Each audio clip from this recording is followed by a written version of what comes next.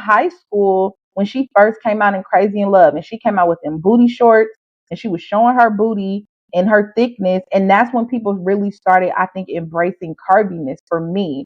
And I was like, it's okay to have thighs and a little hip and maybe a little booty. I mean, I don't have a flat stomach like Beyonce, but it's okay for me to embrace my body and see and appreciate it. And so now looking at society with people getting BBLs and to have the bodies that we naturally were born with is absolutely insane. But growing up, I didn't always think this was a good thing. I thought something was wrong with me, and those doctor charts made you think it. Yeah. And see, the thing with the BMI chart, like, people don't even know where it came from. And fat phobia is absolutely rooted in racism.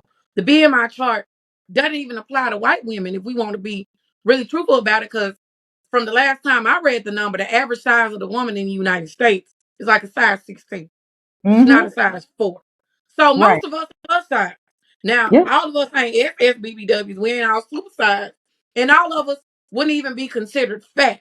But by fashion standards, We most are. women in the United States are plus size. So it's not even realistic to think that it just affects us, because it doesn't. But it doesn't even, and the people who it's made for, it ain't even for them. Right. They don't even fit into it. But Right. it's another like after effect of racism. Fat phobia is just like homophobia. It's just like racism. I mean, it's all the same thing. It's just rooted in anti-blackness, because black folks, our bodies are different, and it Yep. don't matter if we're from the United States, Cuba, Ghana. It don't matter. We look different than everybody else. We do. And as I've gotten older, I've learned to appreciate everything that I come with, that I naturally have. I did see one of your TikToks where you were talking about the violence and the hate against fat women. I don't mean it sounds so disrespectful, No, but I it's don't fine. mean It's it. fine. Okay. Hey, Against BBWs, and that was like super like impactful to me because I've never thought about it in that context, but watching your videos and how you clap back at these people, I can't even believe that people sometimes have the time and the energy to make some of the posts that I've seen you respond to and make some of the videos that they make, because it's like, why like does why that you matter think to you? Yeah, like, why does it bother you? But the thing is, the intersection of fatness is still acceptable. It's still acceptable to bully fat people, especially fat women, because we got to be real about it. Now, I'm not saying fat men don't have issues that they deal with for being fat, but they don't have to live up. There's not a beauty standard in the same way for men that it is for women. So when you sit at the intersection of blackness and fatness, that's a whole lot. And then if you're black and you're fat and you dark skinned and you're a tall woman, people will treat you like you're a man. They really Mm, will. So even with like people, it can turn the microaggressions can be small, they can be big. It could be something as little as you walking down the street with a fine man and the people will be like, well, how she get him? Because of course a fine man can't like a fat woman. And then where you experience somebody say, well, how can somebody rape you? You fat. Nobody wants to rape a fat girl, which leaves right, you vulnerable because people think like that. So they know, well, nobody's going to believe that I did this to you, because who like fat bitches anyway? That's kind of like right. what the attitude is. That And makes sense. yeah, and it's even harder when you are a black woman and you're a fat, because you don't have whiteness or otherness protecting you. So I have a ratchet show confession that I watch. Love After Lockup. And this past season was really interesting because I can't remember her name, but Monique. Monique, Now, yes. I don't watch the show. I have never ever seen the episode of this show. But this is another thing with that fat phobia, because I went and looked at the cast Mm-hmm. from a bunch of the seasons.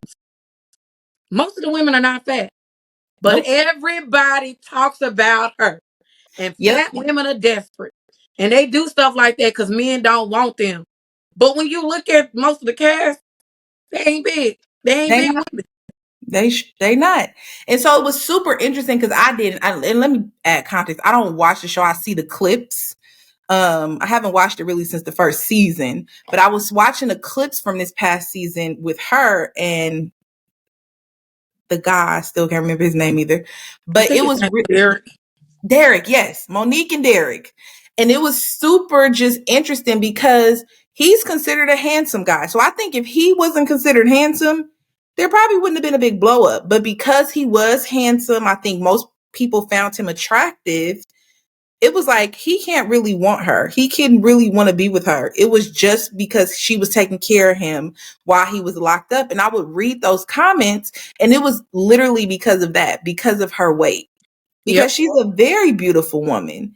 And I she was is. just like, if she was smaller, there wouldn't have been this same conversation. And It it just wouldn't be. at all. It was literally because of her weight. The idea of him really desiring her in that way was just not realistic to viewers and to America and people that watch that show. So, I ain't gonna lie. Seeing her irritated me.